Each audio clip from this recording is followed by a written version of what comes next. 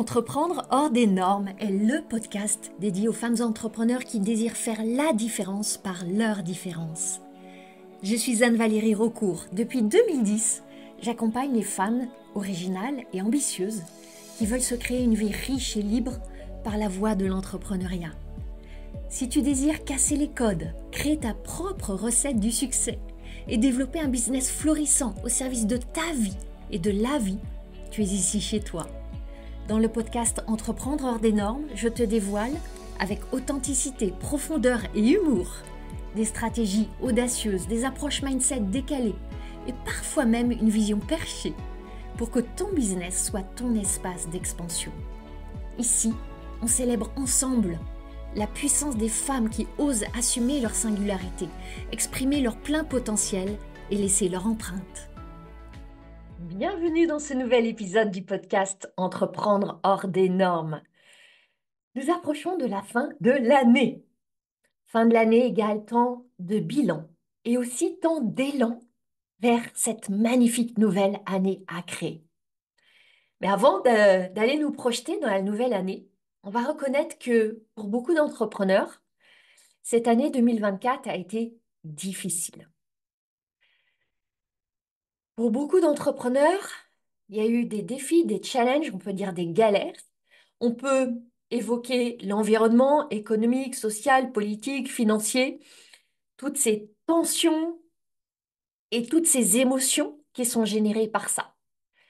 Si on se met dans un contexte un peu plus large, on est évidemment dans une ère post-Covid où fondamentalement des choses ont changé.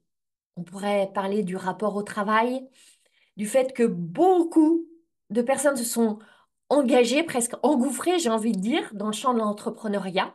Il y a certains marchés qu'on peut percevoir comme encombrés, saturés, même si ce n'est qu'une perception, et je l'ai déjà évoqué dans des épisodes précédents. Et aussi sur un plan plus personnel, plus intime, on a été très nombreux à être chahutés cette année. Dans ce contexte, je dois dire que j'ai vraiment beaucoup d'admiration pour les entrepreneurs qui se lancent, qui se sont lancés en 2024, qui se lancent maintenant, parce qu'il y a des défis en tout cas différents de ceux qui existaient quand je me suis lancée moi en 2010. Et je ne veux pas dire que c'était plus facile, plus simple. Aujourd'hui, il y a beaucoup de choses aussi qui sont facilitées par rapport à quand je me suis lancée. Mais si on revient à cette année 2024, assurément, il y a eu des gros, gros challenges. Et je veux, dans ce contexte-là, dédier cet épisode à un phénomène que beaucoup d'entrepreneurs ont vécu, vivent peut-être maintenant ou vont vivre assurément au long de leur vie d'entrepreneur. C'est les lancements qui font un flop. Concrètement, qu'est-ce que ça veut dire? Tu lances une offre et personne n'achète, ou très peu de personnes achètent. Alors, quand tu lances, par exemple, un accompagnement en individuel ou un produit où il n'y a pas un container de temps limité, tu peux poursuivre et te dire que si tu as pas atteint ton objectif à la fin du mois, tu l'atteindras le mois d'après ou le mois encore suivant. Mais quand tu veux réunir un groupe, où tu as décidé, par exemple, que tu as un minimum de personnes de 6 pour commencer, c'est évidemment plus embarrassant quand tu as accueilli 3 personnes et que tu te demandes qu'est-ce que je vais faire avec ça. Je pourrais dédier tout un épisode à cette circonstance-là, c'est pas l'objet. Je vais aller dans cet épisode en te prévenant tout de suite, ça va piquer un peu. Mais c'est du piquant, si tu me connais, qui va être offert avec beaucoup de bienveillance, avec beaucoup d'amour. Parce que je vois tellement d'entrepreneurs qui se posent des milliards de questions, là où la vraie solution, elle n'est pas dans la réflexion et les questions et les tergiversations. La vraie solution, elle est dans l'action. Et en particulier, quand on est atypique, on est très doué pour la réflexion. Et on peut y mariner avec délectation.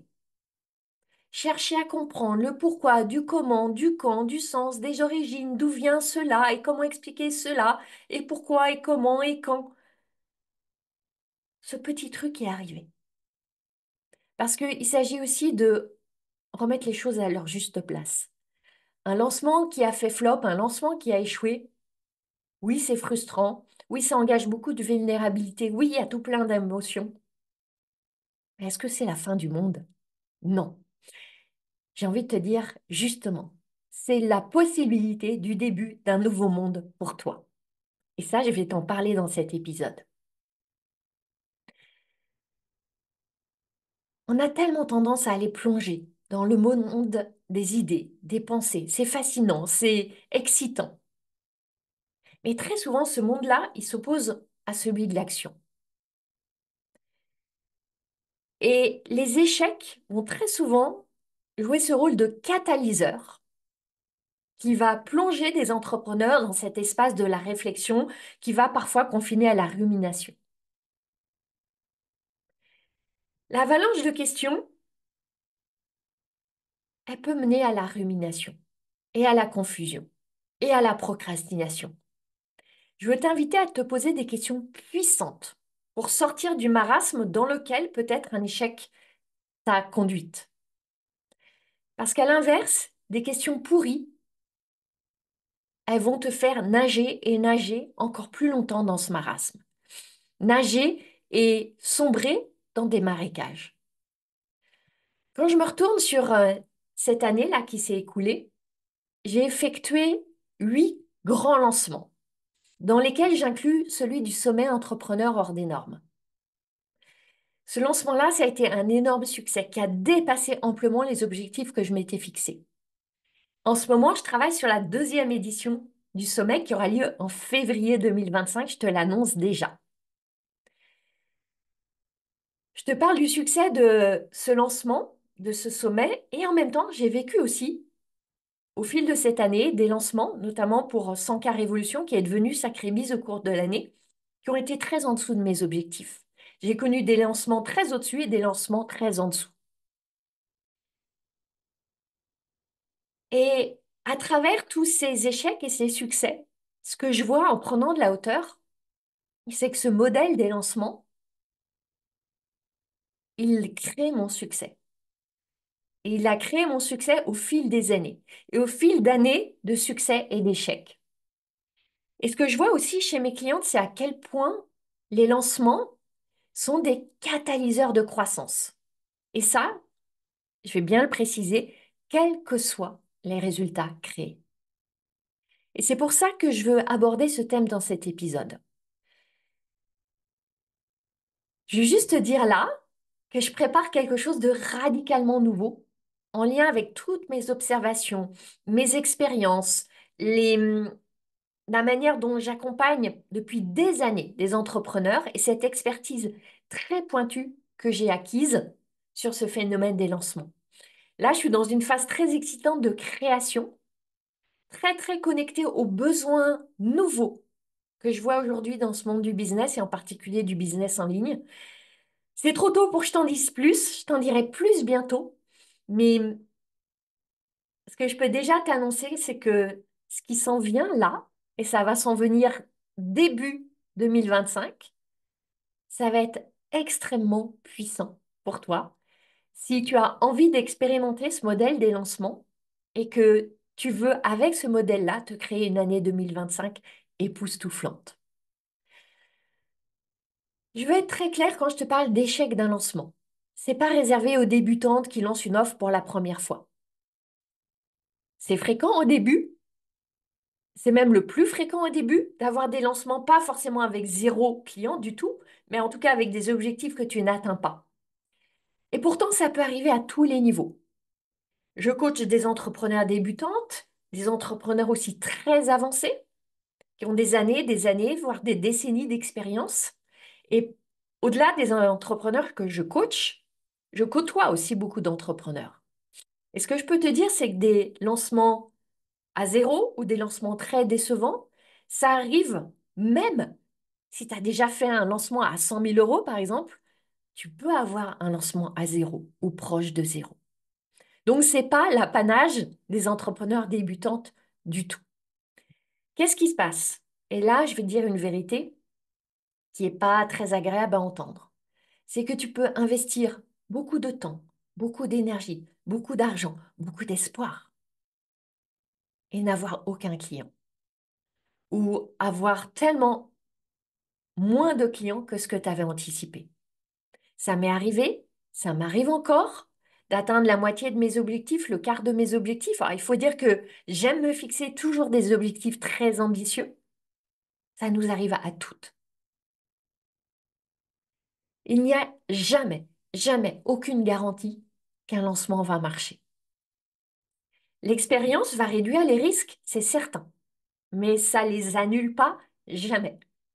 Et si on te dit qu'on te garantit un lancement à 10 000, 50 000, 100 000 euros, je suis curieuse de voir. Pour moi, ça n'existe pas. Parce qu'un lancement, c'est pas une science exacte. C'est pas une recette inratable que tu vas trouver sur un site internet. Il y a tellement, mais tellement de paramètres en jeu. Des paramètres tangibles et des paramètres intangibles. Et pour autant, une fois que tout ceci a été posé, je veux t'inviter à voir que c'est un jeu où tu vas gagner à tous les coups. Mais tu vas pas toujours gagner ce que tu attendais. Et c'est là ton défi. De quoi est-ce qu'on parle quand on parle d'un lancement qui a échoué? Très clairement, très simplement, ça n'a pas donné les résultats attendus. Et pourtant, tu as l'impression d'avoir tout donné, d'avoir donné ton maximum. Alors évidemment, tu vas très certainement avoir une réaction émotionnelle, de déception, de frustration, d'abattement, de découragement, etc. Et ce que j'entends parfois en coaching, notamment dans Sacribise, et ça m'est arrivé de le penser, c'est te dire, à quoi bon, si seulement j'avais su. J'aurais pas alloué tant de temps, j'aurais pas donné tant d'énergie, j'aurais pas investi ces ressources, j'aurais pas dû faire ce lancement. J'aurais mieux fait de me reposer ou de faire autre chose. Vraiment? Est-ce que tu veux vraiment choisir de penser ça? Parce que si tu penses ça, ça signifie que tu considères que tu as tout perdu et que tu n'as rien gagné. Ma question pour toi, là, c'est est-ce que tu crois vraiment que si tu n'avais rien fait, si tu n'avais pas tout tenté, tu serais là où tu es maintenant? Parce que là, il s'agit de décorréler tes émotions qui sont désagréables et les leçons qui sont tellement riches. Parce qu'à chaque expérience, que ce soit un lancement ou toute autre expérience dans ton business, tu as soit une victoire, soit une leçon. Quelle est la valeur de la leçon? Quand tu te dis que tu n'aurais pas dû, à quoi bon, ça servait à rien, c'est ingrat, c'est injuste, etc., tu passes à côté de la leçon.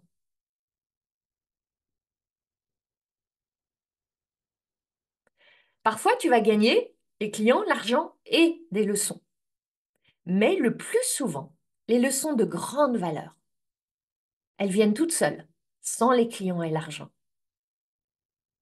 C'est en apprenant tout ce qui ne marche pas que tu découvres par contraste ce qui marche.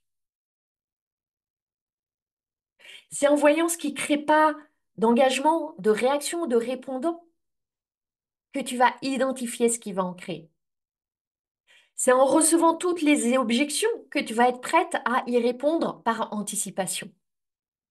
Tu vas gagner des apprentissages sur ta stratégie, sur ton offre, sur ton audience, sur ton marché et sur toi, sur tes croyances, sur tes pensées, sur comment calibrer ton énergie. Seulement quand tu te racontes que c'est un fiasco, que tu as perdu ton temps, que tu es passé à côté, que à quoi bon, ce à côté de quoi tu passes, c'est toutes ces leçons. Je veux pointer un autre apprentissage qu'il y a à avoir un échec flagrant, un échec cinglant. C'est simplement d'apprendre à traverser l'intensité de cette expérience, de vivre toutes les émotions, d'expérimenter cette vulnérabilité et de te montrer que tu peux rebondir, repartir, relancer. Parce que là, tu vis en fait tes plus grandes peurs, celles que tu avais par anticipation. La peur d'être rejeté, la peur de faire tout ça pour rien, la peur de vivre cet échec majeur. Tu as peur d'être ignoré, de vivre toutes les remises en question sur ton offre, ton prix, ta cible, ta valeur. Tu avais peur de vivre ça, tu y es allé quand même, tu le vis, et là tu réalises que t'es pas morte, ton business s'est pas écroulé, il y a encore la vie qui est là en toi, et que quand tu prends le temps d'observer, d'analyser, tu vois à quel point tu en ressors grandi et enrichi. Parce que il se peut bien que tu fasses un lancement avec 0 client.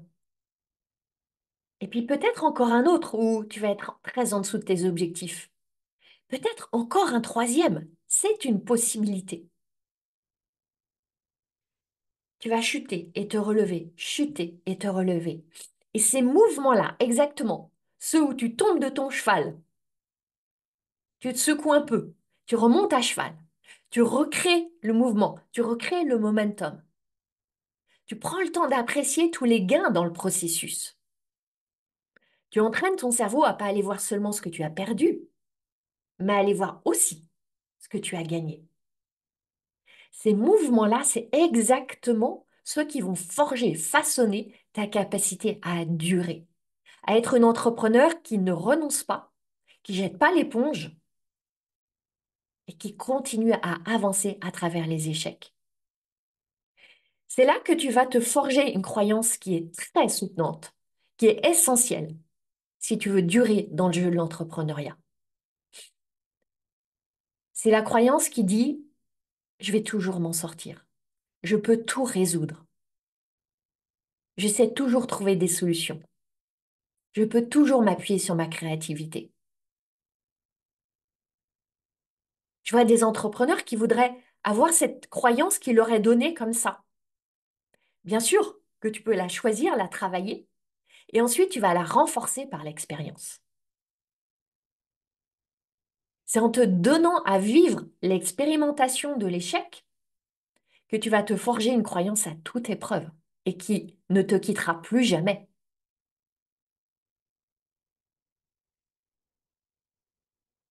C'est aussi quand tu vas prendre ce temps d'évaluation, et c'est un travail qu'on fait très fréquemment avec mes clientes, que tu vas pouvoir identifier comment ajuster. Parce que si personne n'a acheté, il y a toujours des raisons. Il y a toujours des raisons. Certaines raisons peuvent être liées à ces personnes et d'autres raisons sont en ton pouvoir. Et quand tu dis à quoi bon, ça servait à rien, j'ai dépensé tout ça pour rien, tu te prives de reprendre ton pouvoir. Imaginons que tu aies fait un lancement avec un webinaire, par exemple. Personne n'a acheté. Où est-ce que sont les problèmes dans cette chaîne? Un webinaire, c'est toute une chaîne. Depuis le moment où tu vas commencer à en parler, ton marketing, les inscriptions, le rappel aux personnes qu'elles doivent être présentes, qui va être présent, qui va pas être présent, la manière dont tu vends ton offre. Est-ce que tu vends directement? Est-ce que tu rencontres les gens derrière? Comment tu vas les accompagner jusqu'à la fin de la phase de vente?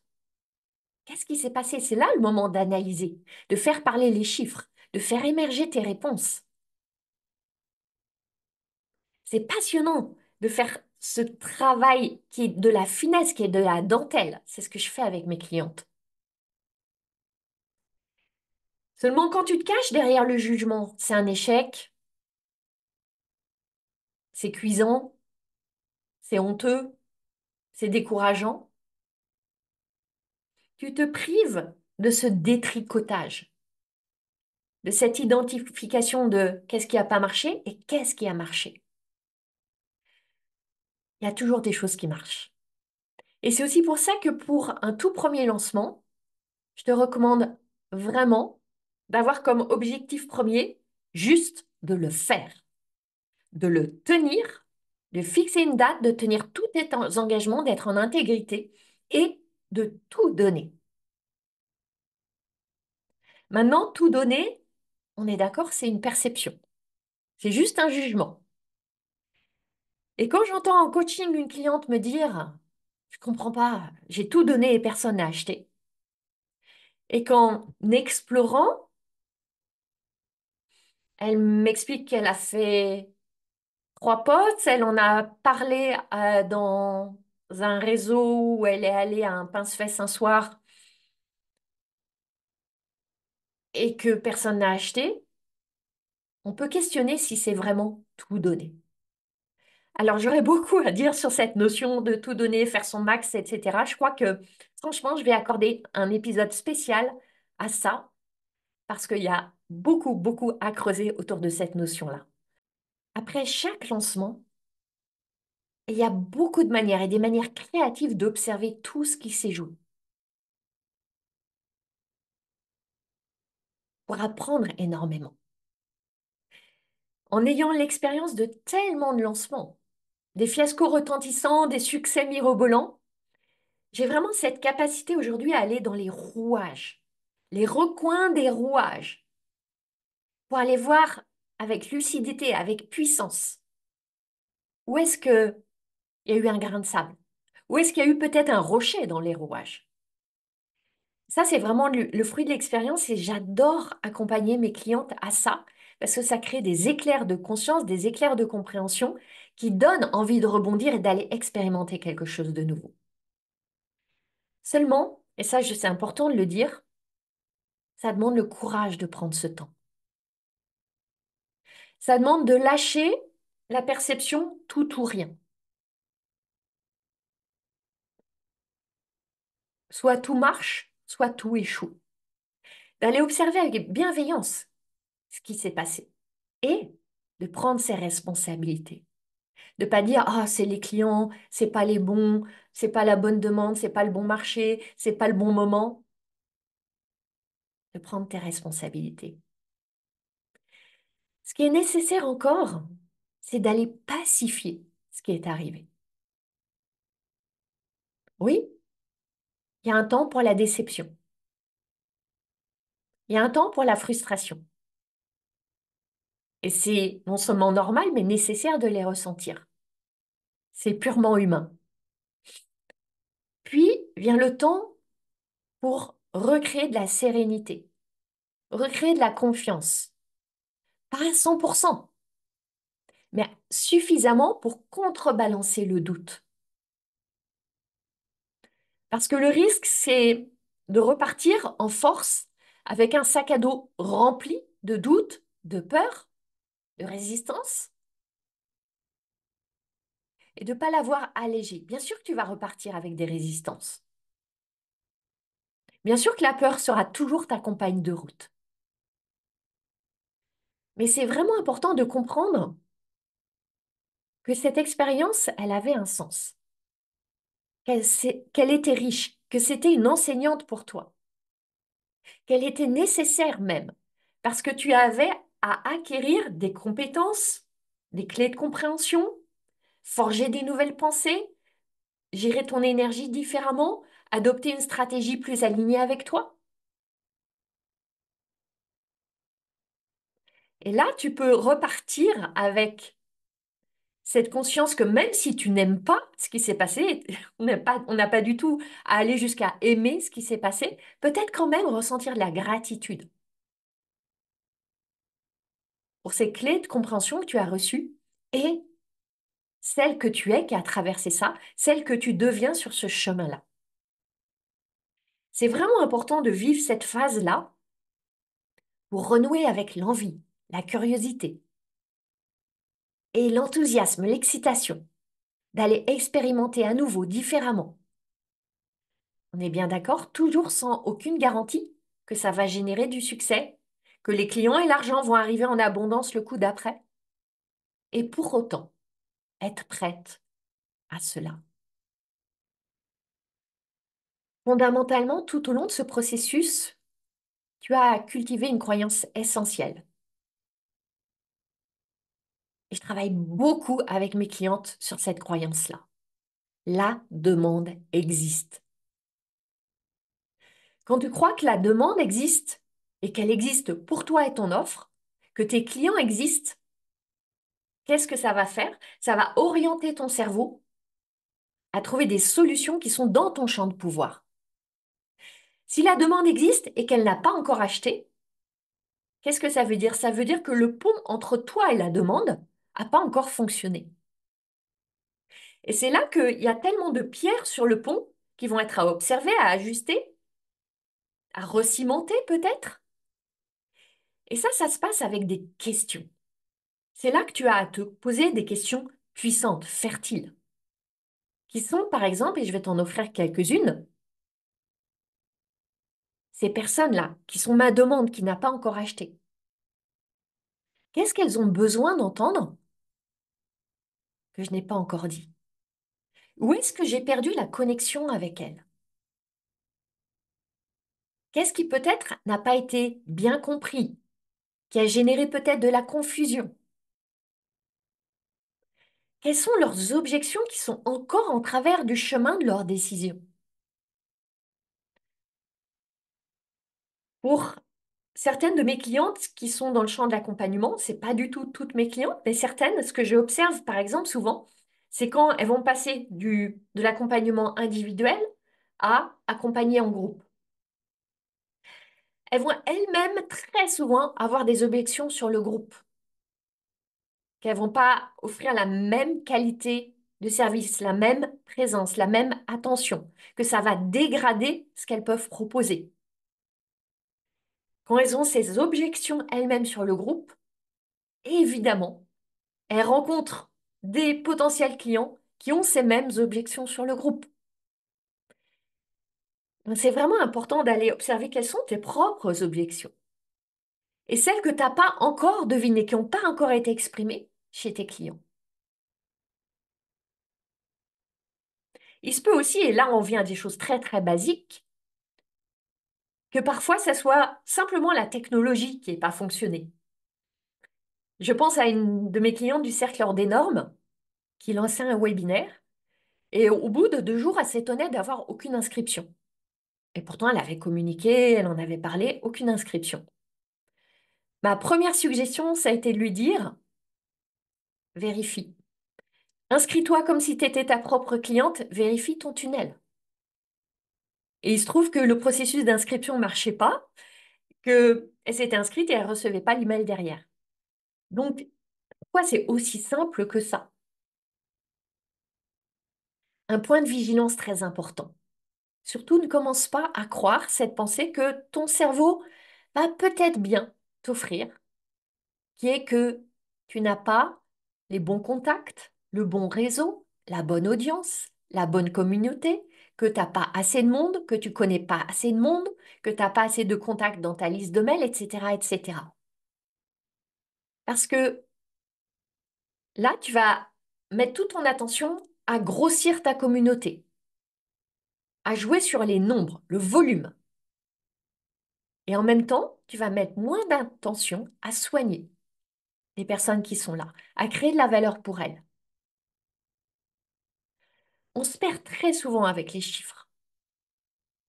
Et une espèce de course au volume, à la masse, notamment sur les réseaux sociaux. Si on a une audience de 100 personnes, et je vois parfois, tu peux te dire, ça n'a pas de valeur, c'est rien, il n'y a personne, ça sert à rien, j'ai pas assez de monde. Si tu veux 10 clients, est-ce qu'ils ne sont pas parmi ces 100 personnes-là? Est-ce que le sujet, c'est que tu n'as pas encore approfondi la qualité des relations avec ces 100 personnes?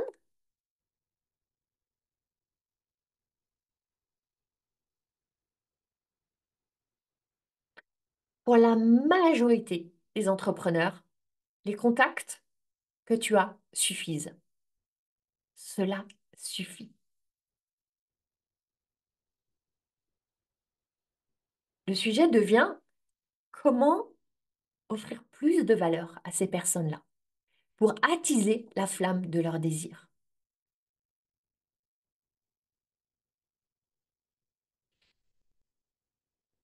J'ai envie d'ajouter que la plupart du temps, les entrepreneurs sous-estiment l'étendue réelle de leur réseau. Et si ce réseau ne répond pas, ne montre pas d'engagement, Ça ne veut pas dire qu'il n'est pas intéressé. Ça ne veut pas dire que ce n'est pas le bon réseau. C'est juste que l'intérêt n'a pas encore été éveillé. Donc la vraie question, ça devient comment éveiller leur intérêt, susciter leur curiosité, les engager. Ça, c'est une question intéressante à résoudre. Maintenant, plus rapidement tu vas venir embrasser ces questions, plus vite tu vas être en capacité de rebondir et de trouver des solutions créatives pour aller renouer avec cet élan, cette envie, ce désir d'apprendre et de vivre l'expérience à nouveau. Je peux te dire, à mes débuts, j'ai fait mes premiers lancements en 2018. Avant, j'étais sur un autre modèle où j'intervenais en entreprise et en coaching individuel. J'ai fait mon premier lancement en 2018. Je pouvais mettre des semaines pour me remettre d'un échec. Et avant de faire des lancements, j'étais sur d'autres modèles. Il me fallait des semaines pour me rétablir, renouer avec mon énergie, repartir, reprendre confiance. Maintenant, c'est une question d'heures, de jours tout au plus. Et c'est ce qui va t'arriver aussi si tu fais ce travail, d'acquérir cette conscience plus élevée de ce qui se joue en toi, pour revenir à un espace de stabilité, de confiance. Comment? En jouant à te poser des questions puissantes, comme celles que j'ai égrenées tout au long de cet épisode. Aujourd'hui, je sais trop bien combien les ruminations, et je peux t'assurer que c'est l'espace dans lequel je vais aller très naturellement, les ruminations ne créent rien. Enfin si, elles vont créer une spirale descendante, ainsi que la basse valeur, comme j'aime transmettre à mes clientes. Bien sûr, il y a des moments où le corps a besoin de repos, où le cerveau a besoin de répit. Bien sûr. Et ces temps-là, je les vis aussi. Seulement, la grande distinction, c'est que c'est pas une fuite, c'est pas une échappatoire. C'est prévu, c'est choisi. Mon intention est de nourrir ma créativité, de nourrir mon besoin de retrait qui existe. L'intention, elle est différente par rapport à si tu te dis, j'en peux plus, j'en ai marre, c'est trop, je me retire. Tu vois la différence? Parce que quels que soient les résultats, tu peux très bien te dire, et je t'engage à te dire, waouh, j'ai sacrément bien travaillé. Je suis fière d'avoir tant donné. J'ai besoin là de me retirer pour donner encore plus la fois d'après. Et ça, tu peux te le dire quels que soient tes résultats. Que tu aies eu une victoire flamboyante ou un échec cinglant.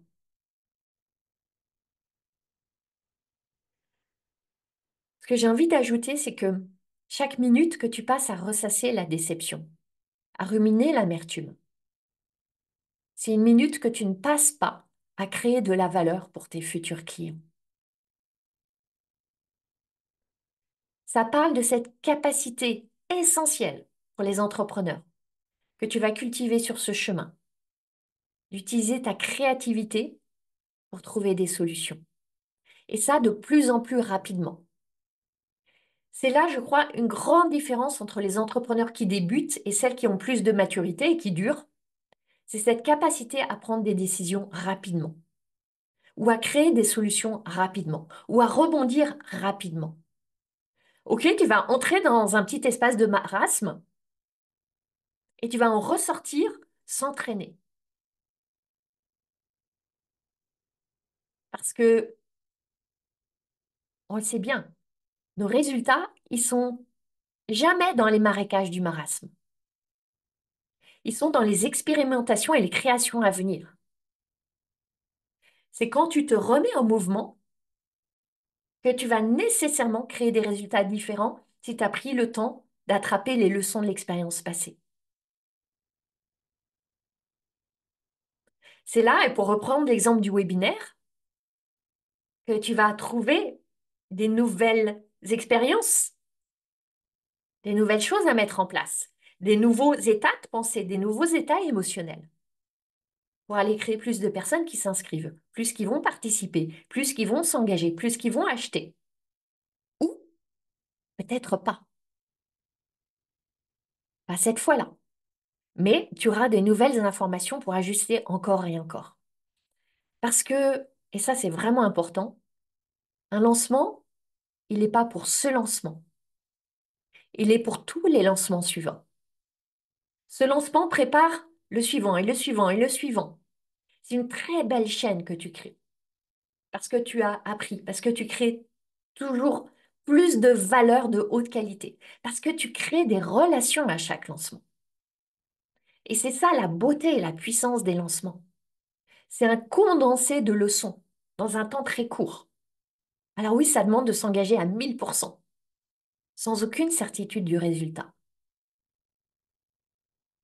financier, mais avec la certitude que tu auras un résultat, peut-être pas financier. Et c'est là que je vais te dire quelque chose qui pique un peu. Celles qui ne lancent pas, qui ne proposent pas leur offre, qui ne vendent pas, qui n'engagent pas ces efforts, elles valorisent autre chose. Quand elles n'investissent pas le temps, l'énergie, les ressources, elles valorisent autre chose. Elles valorisent soit leur temps libre, soit d'autres priorités de leur vie. Et c'est totalement OK si c'est fait en conscience, si c'est un choix, si c'est aligné avec des priorités de valeur. Seulement, c'est là qu'il faut vraiment être lucide et regarder certaines vérités en face. Lancer vraiment, c'est s'investir vraiment. On ne le fait pas à moitié, on ne le fait pas au quart. Et pour revenir sur le temps libre, où c'est OK de valoriser davantage ton temps libre. Mais moi, j'aime voir le temps libre comme un des résultats créés par les leçons accumulées. Un temps libre savoureux, délicieux. Parce qu'après avoir lancé, lancé encore, échoué, échoué encore, oui, j'ai du temps libre. Et celui-ci, il a une saveur extraordinaire. Mais franchement, les temps du début sont les plus durs. On ne le dit pas assez. Et je veux le dire. Pourquoi? C'est très simple, tu as tout à apprendre. Les compétences stratégiques, techniques, émotionnelles, le mindset, tout. Et en même temps, oui, c'est dur, mais en même temps, je crois que c'est la phase la plus enthousiasmante. Cet enthousiasme des débuts, il a vraiment une couleur, une texture unique que tu n'as plus ensuite. Tu as d'autres formes d'enthousiasme, de joie, etc. Mais c'est très singulier dans la phase des débuts. On est bien d'accord, ça va arriver. Ça va arriver, des lancements sans clients, des appels téléphoniques qui se terminent par des noms en cascade, des rencontres où ton pitch fait flop, des devis où personne ne te répond, des clients qui te disent oui puis qui disent non et qui se rétractent. Ça va arriver. Et si ça n'arrive pas, ça veut dire une chose, c'est que tu fais pas d'offres ou pas assez d'offres. Tu ne fais pas vivre ce verbe offrir. Et là, on approche du tournant vers la nouvelle année. Donc, prépare-toi à voir grand, à viser grandiose et à échouer. C'est pour ça que dans Sacré Bise, on va chercher les échecs, on anticipe les échecs, on les célèbre. On les célèbre au moins autant que les succès, parce que ce sont les marches vers les victoires. On arrive à la fin de cet épisode. Je pense que tu as réalisé la puissance des lancements, la puissance qu'il y a à échouer dans tes lancements. Bien sûr, tu as envie de générer des lancements des mois à 10 000, 50 000, 100 000 euros ou plus, que sais-je, ou moins. Je ne vais pas te vendre l'idée que ça va se faire du jour au lendemain. En visualisant très fort ton compte bancaire qui commence à clignoter parce que l'argent arrive dessus. C'est vraiment un mélange de compétences et de pratique. C'est un art. Un art qui se pose sur un socle d'aspiration à créer plus grand, d'aspiration à plus d'ambition et d'engagement pour cette ambition, pour cette vision. Si tu as envie de maîtriser à ton tour ces rouages subtils et y prendre autant de plaisir que moi. Parce que si je rentre là, dans ma 7e année où je fais des lancements, c'est que j'y prends du plaisir. J'aurais lâché l'affaire bien avant si j'avais pas de plaisir. Ça m'a pas été donné au début. J'ai appris à le créer. Donc si toi aussi, hein, à ton tour, tu as envie de maîtriser cet art, stay tuned, comme ils disent en anglais, reste à l'écoute, parce que je mijote quelque chose d'extraordinaire pour toi qui va arriver en début d'année 2025.